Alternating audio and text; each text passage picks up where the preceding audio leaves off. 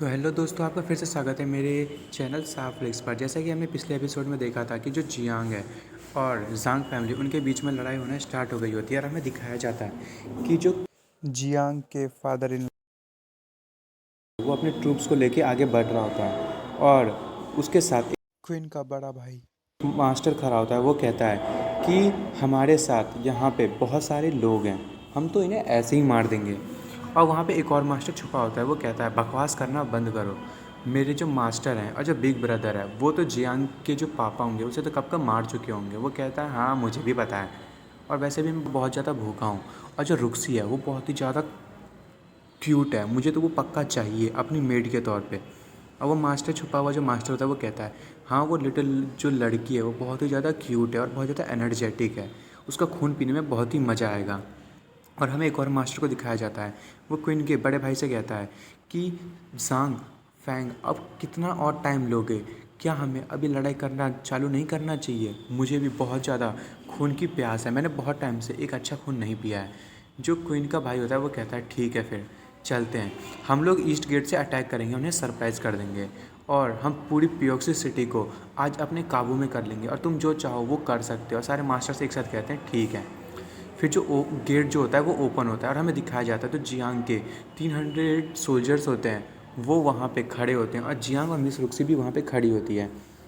और जियांग कहता है कि मेरे फादर इन लॉ ने मुझे प्रॉमिस किया है कि वो मुझे आधा घंटा या फिर आधी रात तक मेरी मदद ज़रूर करेंगे उन्हें रोकने के लिए। जो मिस रुक्सी वो कहती है पर तुमने जो मेरे फादर से प्रॉमिस किया है कि तुम उन्हें 10 टाइम्स गोल्ड दोगे, तुम वो लाओगे कहाँ से? जियांग कहता है तुम वो बाद में देख लेना। तभी हमें क्वीन के भाई को दिखाया जाता है, वो भी वहाँ पे आ जाता है और वो जियांग से कहता है जियांग मैंने कभी नहीं सोचा था कि तुम खुद यहाँ पे सामने से लड़ाई करने के लिए आओगे, और तुमने तो जान ही लिया होगा कि तुम्हारे पापा मर चुके हैं, तो तुम्हें तो सरेंडर कर देना चाहिए। जियांग कहता है तुम्हें ऐसा क्यों लगता है कि मेरे पापा मर गए, तुम्हें अपनी चिंता करने की ज़रूरत है, मेरे फादर की नहीं। वो कहते हैं हाँ तुम बहुत ज़्यादा रिलैक्स लग रहे हो, तुम जो हो यहाँ से कभी नहीं भाग पाओगे। और तुम्हारे जो फादर हैं तुम्हें क्या लगता है वो बच गए होंगे?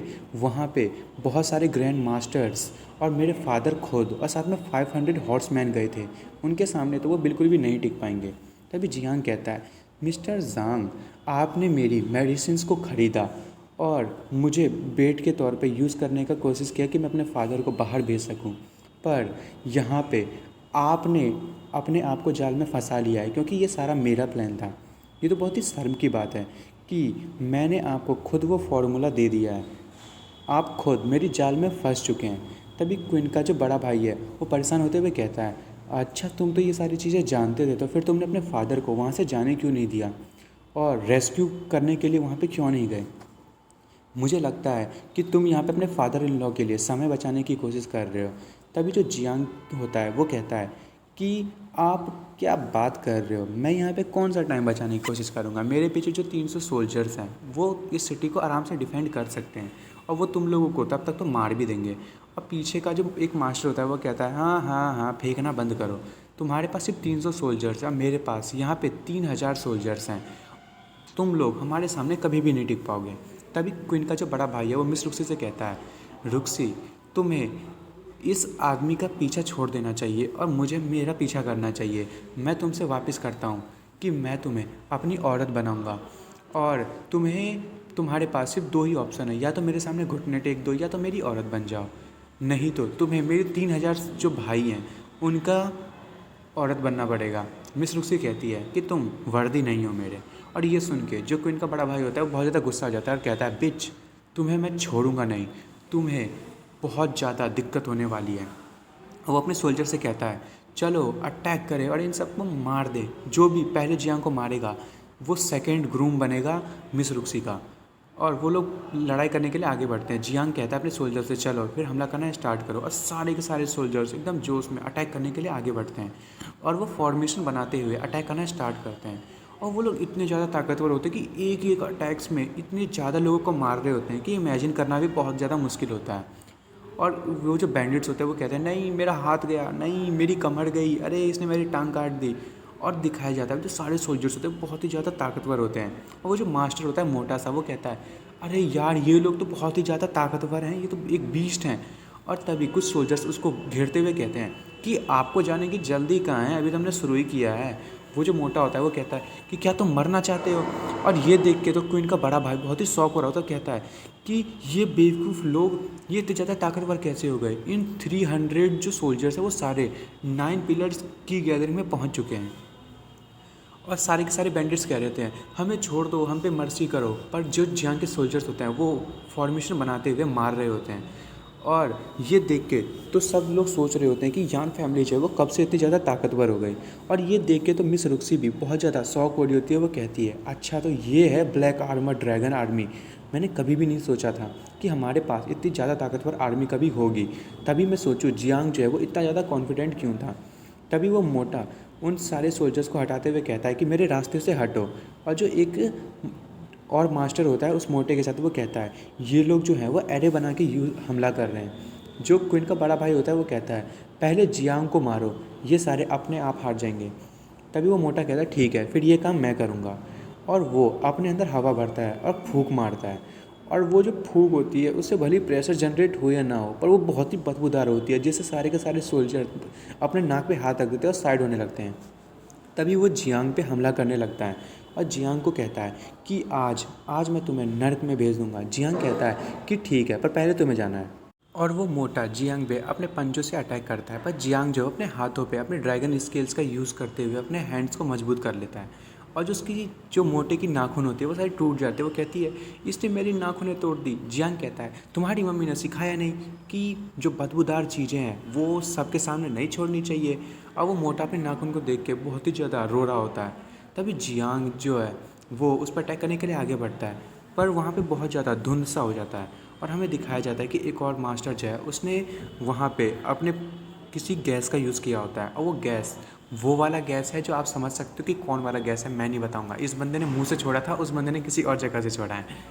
और तभी जियांग उसका हाथ पकड़ लेता है और कहता है कि अगर तुमने ये गैस छोड़ी है तो जहाँ से तुमने ये छोड़ी है तुम्हें ये खुद खानी पड़ेगी।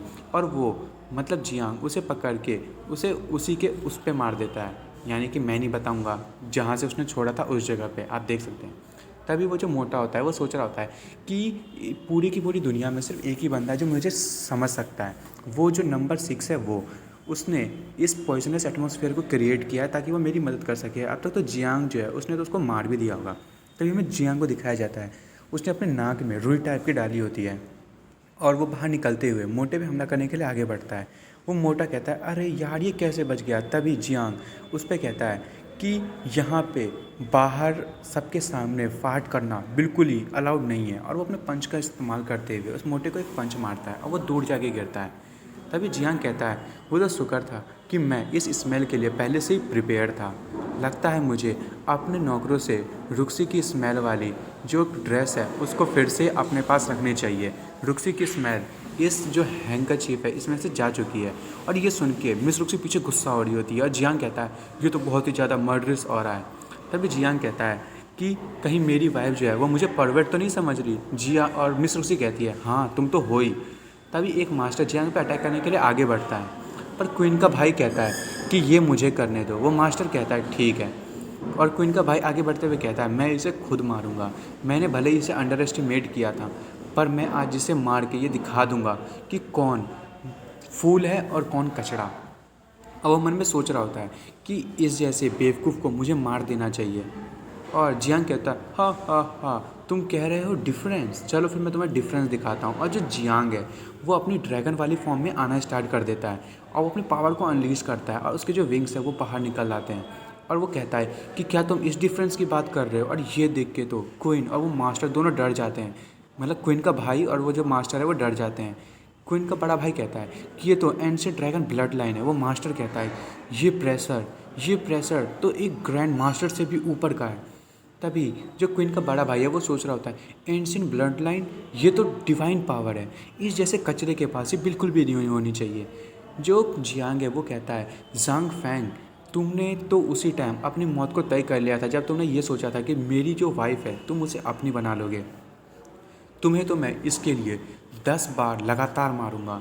जो मिस रुक्सी है वो कहती है कि क्या सच में ये मेरा जियांग है। और जो ज़ांग है वो ये देख के कह रहा होता है कि हाँ तुम जो हो ऊपर में उड़ते हुए, कोई भी ये बात कह सकता है, तुम्हारे पास एंशिएंट ब्लड लाइन है तो क्या हो गया, आओ नीचे आके लड़ाई करते हैं।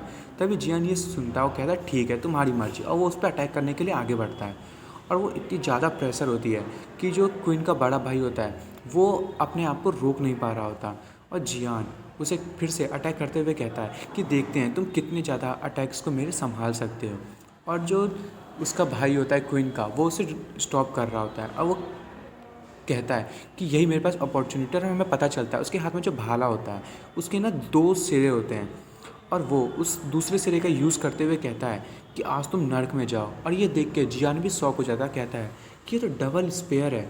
और दोस्तों मैं आज इस एपिसोड को यहीं पे ख़त्म कर रहा हूँ। अब अगले एपिसोड में देखेंगे कि जियांग और क्वीन के बड़े भाई में जो लड़ाई होगी कौन जीतेगा। तो दोस्तों आपको मेरी वीडियो पसंद आई हो तो प्लीज़ मेरी वीडियो को लाइक एंड सब्सक्राइब करना ना भूलें। Thank you.